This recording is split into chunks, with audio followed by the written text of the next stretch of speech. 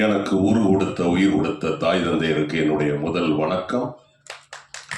என்னை சினிமாவில் அறிமுகப்படுத்திய புரட்சி கலைஞர் எங்கள் ஆசான் சொக்க தங்கம் மதுரை சிங்கம் கேப்டன் அவர்களுக்கு என்னுடைய இரண்டாவது வணக்கம்.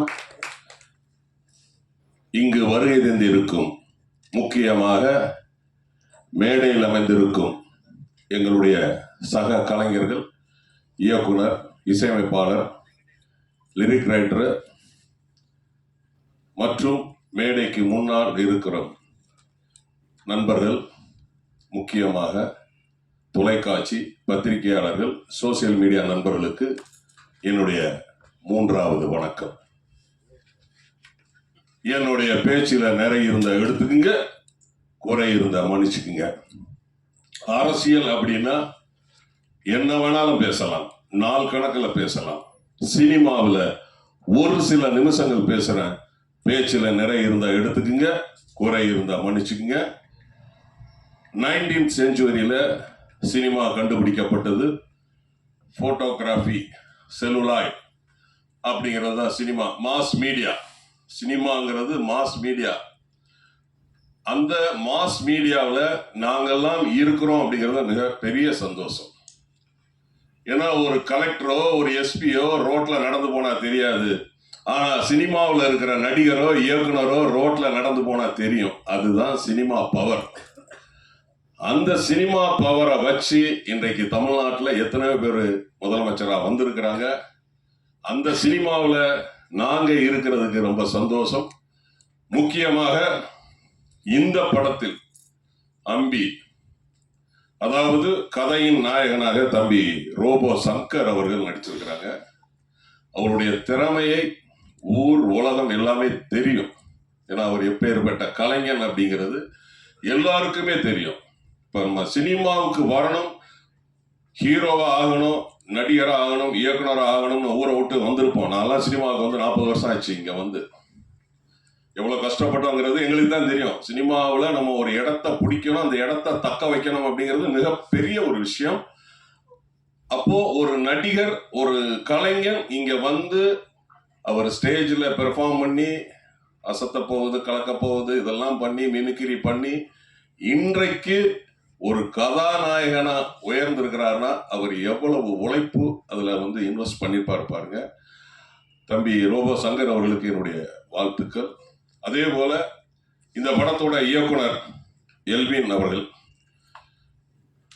அதாவது சார்லஸ் ரெனால்டு சினிமாவை கண்டுபிடித்தார். தாமஸ் ஆல்வா எடிசன் அவர்கள் அதை தொடர்ந்து மோஷன் பிக்சர்ஸை கண்டுபிடிச்சார். அதன் பிறகு லூமியோ பிரதர்ஸ் அவங்க கண்டுபிடிச்சாங்க. அப்புறம் இந்தியாவில் தாதா சாஹிப் பால்கே, அந்த பேர் வரிசையில் போசர் ஜே எல்வின். அருமையான ஒரு இயக்குனர். நான் ஒரு 178 இயக்குனர்கிட்ட பணி செஞ்சிருக்கிறேன். தமிழ், தெலுங்கு, மலையாளம், கன்னடம், ஹிந்தி ஆகிய 5 மொழிகளையும் 260 படம், 178 டைரக்டர்கிட்ட நான் வந்துட்டு வேலை செஞ்சிருக்கிறேன். எந்த ஒரு டென்ஷனும் இல்லாம, எதையும் போட்டு குழப்பிக்காம சிரிச்சுக்கிட்டே வேலை வாங்குற இயக்குனர் நம்மளுடைய இயக்குனர் எல்வின் அவர்கள். ஏன்னா தயாரிப்பாளரும் அவங்க மிஸ்ஸஸ் தான். ஒரு தயாரிப்பாளர் மிஸ்ஸஸ்னாலும் இவர் தான் அதில் ஃபுல் எஃபர்ட்டை போடணும். ஒரு தயாரிப்பாளருக்கு எவ்வளவு கஷ்டம் இருக்குங்கிறது எனக்கு தெரியும். நான் 2000 ஒரு படம் பண்ணேன், காதலே என் காதலே அப்படின்னு ஒரு படம் ப்ரொடியூஸ் பண்ணேன். 2006 ஒரு படம் ப்ரொடியூஸ் பண்ணேன். ஸ்டேட் அவார்டு மட்டும்தான் வாங்கிச்சு, மற்றபடி பணம்லாம் வரல. அந்த படம் எடுக்கிறதுக்கு பணம் எவ்வளவு கஷ்டம். அவரே தயாரிப்பாளர், அவரே இயக்குனர். அப்ப எவ்வளவு வந்து கஷ்டப்பட்டு ஒரு படத்தை எடுத்து இன்னைக்கு அந்த படத்தை ரிலீஸ் 9ஆம் தேதி ரிலீஸ் பண்றாருங்கிறது சாதாரண விஷயம் கிடையாது. சாதாரண விஷயம் கிடையாது. ஒரு குழந்தைய நம்ம வந்து பெத்து எடுத்து அதை படிக்க வச்சு, அதை டாக்டருக்கு படிக்க வச்சு, அதுக்கப்புறம் நம்ம ஒரு சந்தோஷம் வரும் பாருங்க. அந்த சந்தோஷம் நிச்சயமாக 9ஆம் தேதி காலையில முதல் ஷோல அவருக்கு வரும், நிச்சயமா வரும். ஏன்னா எவர் கிரீன் காமெடிங்கிறது எப்போதுமே காமெடி ஜெயிக்கும். அதுக்கு உதாரணம் நம்மளுடைய சுந்தர் சி சார் கூட எடுத்துக்கலாம். எத்தனையோ புதுமுக இயக்குநர்கள் இன்னைக்கு வந்தாலும் கடந்த 30 வருஷமா இன்னைக்கு எவர் கிரீனா இருந்துட்டு இருக்காரு பாருங்க. அந்த காமெடியை கையில வச்சுக்கிட்டு அதே போல நம்மளுடைய எல்வின் சார் காமெடிக்கு முக்கியத்துவம் கொடுத்து, அது மட்டும் கிடையாது, கதைக்கு முக்கியத்துவம் கொடுத்து கதையின் நாயகனாக தம்பி ரோபோ சங்கர் நடிச்சிருக்கிறார். ஒரு கிராமத்துல ஒரு இளைஞன் எப்படிலாம் இருப்பாரு, எப்படி வெள்ளந்தியா இருப்பாரு அப்படிங்கிறதுலாம் தம்பி ரோபோ சங்கர் இதுல அருமையா வாழ்ந்திருக்கிறார். ஏன்னா என்னைய இந்த படத்துல ஒரு வித்தியாசமான ஒரு பரிமாணத்துல இயக்குனர் என்னைய காட்டியிருக்கிறார். அவருக்கு என்னுடைய நன்றி இந்த நேரத்தில் தெரிவிச்சுக்கிறேன். அதை இப்போ சொன்னா தெரியாது, நீங்க படத்துல பாருங்க, அந்த காமெடி வேற லெவல்ல இருக்கும். இந்த படத்துக்கு பிறகு எனக்கு நிறைய காமெடி கேரக்டர்ஸ் வரும். அதுக்கு இயக்குனருக்கு என்னுடைய நன்றியை நான் தெரிவிச்சுக்கிறேன். இந்த படத்துல பாத்தீங்கன்னா நிறைய காமெடி பட்டாளகம். அதுல அண்ணாச்சி இமான் அண்ணாச்சி இருக்கிறாப்புல, அண்ணன் கஞ்சாகர் பண்ண இருக்கிறாப்புல, நம்ம கோவை பாபு இருக்கிறாரு, எங்களுடைய மூத்தவர் தூர்தர்ஷன் தோன்றிய காலத்திலிருந்தே இருக்கிற அண்ணன் மோகன் வைத்தியா இருக்கிறாரு. நல்லா கஞ்சாகர் பண்ண நல்லா பலமா கைத்தட்டுங்க, சீனியர் மோஸ்ட் அவரு. அப்புறம் பாத்தீங்கன்னா ரமேஷ் கண்ணா சார் இருக்கிறாரு, நமோ நாராயணன் இருக்கிறாங்க. ஸோ என்னைய இந்த படத்துல இவர் எப்படி இவ்வளவு காமெடி நடிகர்கள் இருக்கும்போது என்னைய எப்படி இவர், நம்ம எப்போதுமே போலீஸா தானே நடிப்போம். 260 படம் நடிச்சிருக்கிறேன், அதுல 200 சொச்ச படம் போலீஸ். ரொம்ப ஈஸி போலீஸா நடிக்கிறது. போனோமா, குரலை உயர்த்தி பேசுறோமா, 2 அடி அடிச்சோமா, ரொம்ப ஈஸி. பட் இதுல நான் போலீஸா தான் பண்ணியிருக்கிறேன். ஆனா அதுல நம்மளை எப்படி காமெடியா வேலை வாங்கியிருக்காருன்னா உண்மையிலே டைரக்டர் அவர்களுக்கு என்னுடைய நன்றி, மிகப்பெரிய ஒரு வாழ்த்துக்கள். வரும்போது அண்ணாச்சி இமான் அண்ணாச்சி சொன்னாங்க, நீங்க சினிமா சம்பந்தம் இல்லாம வேற ஏதாவது பேசுங்க அப்படின்னு சொல்லி. அதுதான் ட்ரெண்ட், அதான் கண்டென்ட். நான் கேட்டாப்புல கோவை பாபு அவர்கள் கேட்டாரு, என்னன்னா மீசையெல்லாம் எடுத்துட்டீங்க, ஒரு மாதிரி வித்தியாசமா இருக்கிறீங்க அப்படின்னு. மற்றவங்க எல்லாம் ஜனநாயகன் ஒரு படத்துல நடிக்கும் போது நான் மக்கள் நாயகன் ஒரு படத்துல நடிக்கிறேன், அதுக்காக இந்த மீசையை எடுத்துட்டேன். அண்ணாச்சி கண்டென்ட் வந்துச்சா? அவரு ஜனநாயகன் நடிச்சிட்டு இருக்காரு, நான் மக்கள் நாயகன் ஒரு படத்துல, அதே சங்கராபுரத்துலதான் சார் எங்களை எங்க கூட்டு போனாரோ அதே சங்கராபுரத்துல மக்கள் நாயகன் ஒரு படத்துல விவசாயியா நடிச்சிருக்கிறேன். அந்த டைரக்டர் சொல்லிட்டாரு, மீசை கீசை எல்லாம் எடுத்துட்டு வெள்ளதாடி எல்லாம் வேணும். ஏற்கனவே ஒரு ஷெட்யூல் முடிச்சுட்டு வந்துட்டேன். இப்போ 4 நாள் கழிச்சு ஒரு ஷெட்யூல் போறேன். ரொம்ப கஷ்டமா இருக்கு, ஏன்னா ஒரு சில இதுல மீசை கண்டினியூட்டி, ஒரு இதுல மீசை கிடையாது. ஸோ அவரு ஜனநாயகன் நடிக்கும் போது நம்ம என்ன மக்கள் நாயகன் நடிக்க கூடாதா?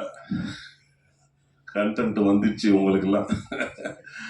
நான் எப்போதுமே ஒரு மேடையில முடிச்சுட்டு போகும்போது எங்க தலைவர் கேப்டனை பத்தி நான் சொல்லுவேன். கேப்டனை பத்தி டிசம்பர் 28 அப்பதான் தெரிஞ்சுது பாதி பேருக்கு. ஒருத்தருடைய அருமை இருக்கும்போது தெரியாது, அவர் இல்லாத போதுதான் அவருடைய அருமை தெரியும். எனக்கு தெரிஞ்சு 1.5 கோடி பேருக்கு அவர் நன்மை செஞ்சிருக்கிறார், உதவி செஞ்சிருக்கிறார். பட் தெரியாம எத்தனையோ பேருக்கு செஞ்சிருக்கிறார். செஞ்ச உதவியை சொல்லி காட்ட மாட்டார் புரட்சி கலைஞர். யாரையுமே மரியாதை இல்லாம பேச மாட்டார். எப்போதுமே நான் எந்த மேடையா இருந்தாலும் அவரை பத்தி ஒரு சில வார்த்தைகள் சொல்லிட்டு தான் போவேன். தலைவர் கேப்டன் அவர்கள் தைரியமானவர், அது உங்களுக்கும் தெரியும். சட்டசபையிலேயே நம்ம பார்த்திருக்கிறோம். அவர் தைரியம் யாருக்குமே வராது. ஆனந்த விகடன்ல ஒரு முறை பேட்டி ஒண்ணு கொடுத்தார். நிருபர் கேட்டார் ஒரு கேள்வி, தலைவர் கலைஞர் அவர்கள் கோபாலபுரத்தில் இருக்கிற வீட்டை தனக்கு பிறகு, தன் மனைவிக்கு பிறகு, தன் குழந்தைக்கு பிறகு அதை மருத்துவமனைக்கு கொடுத்தாருன்னு சொல்லி ஒரு கேள்வி கேட்டார். அதற்கு கேப்டன் சட்டென்றும் பதில் சொன்னார். பாருங்க, ஒருத்தர் உதவி செய்யணும்னு நினைச்சா அப்போதே அதை கொடுத்துட்டு போயிடணும், அதுக்கு பேர் தான் உதவி அப்படின்னு சொல்லி கேப்டன் சொன்னார். உதவி செய்யணும்னு நினைச்சா அப்பவே முடிச்சிடணும். அது என்ன, அது மனைவிக்கு பிறகு, குடும்பத்துக்கு பிறகு, குழந்தைக்கு பிறகு, அதன் பேர் உதவி கிடையாது. இது ஆனந்த உடல்ல தலைவர் கேப்டன் சொல்லியிருக்கிறார். சோ உதவி செய்யணும்னு நினைச்சீங்கன்னா அப்பவே அந்த நிமிஷமே உதவி செஞ்சிருங்க. இந்த படத்தை நிச்சயமாக மீடியா, அதாவது இன்னைக்கு நம்ம பார்க்கிறோம், பெரிய பெரிய ஆர்டிஸ்ட் நடிச்ச படம்லாம் ஓடல. காரணம் கதை கிடையாது. கதை இருந்தால் அது பெரிய ஆர்டிஸ்டா இருந்தாலும் சரி, சின்ன ஆர்டிஸ்டா இருந்தாலும் சரி, படம் நிச்சயமாக வெற்றி பெறும். இந்த படம் நிச்சயமாக வெற்றி பெறும், அது மாற்று கருத்தே கிடையாது. ஏன்னா கதை ஸ்ட்ராங்கா இருக்கு, கதை ஸ்ட்ராங்கா இருக்கு. நேற்று நைட்டு நான் ஒரு படம் பார்த்தேங்க, லால் சார் படம், லாலேட்டன் படம் ரிலீஸ் ஆக போகுது. தமிழ்ல வருது, தொடரும் அப்படின்னு சொல்லிட்டு ஒரு படம், தொடரும். அந்த படம் பார்த்தீங்கன்னா ஒரு சின்ன கதை தாங்க, என்ன அருமையா அதை எடுத்திருக்கிறாங்க தெரியுமா? சோ கதை ஒரு ஒரு படத்துக்கு முக்கியமான ஒரு விஷயம். அந்த கதை இந்த அம்பி படத்துல இருக்கு. ஏன்னா அந்த அளவுக்கு நானும் தம்பி ரோபோ சங்கரம் நடிக்கும்போது ஒரு போலீஸ் ஸ்டேஷன்ல ஒரு சீனு, தம்பி ரோபோ சங்கருடைய பாடி லாங்குவேஜ், அந்த மாடுலேஷன், அந்த ரியாக்ஷன், ஒரு 13 கமல் சாரை உள்ள வச்சிருக்கிறாரு அவர். ஏன்னா அவர் நான் எப்படி கேப்டனோட விசுவாசி, கேப்டனுடைய ரசிகரோ, அதே மாதிரி அவர் கமல் சாரோட விசுவாசி ரசிகர். அந்த லுக்கு, அந்த வாய் கோடிட்டு போறது, அதெல்லாம் பாத்தீங்கன்னா ஒரு 13 கமல் சார் உள்ள இருக்கு. கமல் சாரை கிட்ட கிட்ட கிட்ட இருந்து பார்த்து பார்த்து பார்த்து ரசிச்சு அவ்வளவு கமல் சாரை உள்ள இழுத்து வச்சிருக்கிறார்.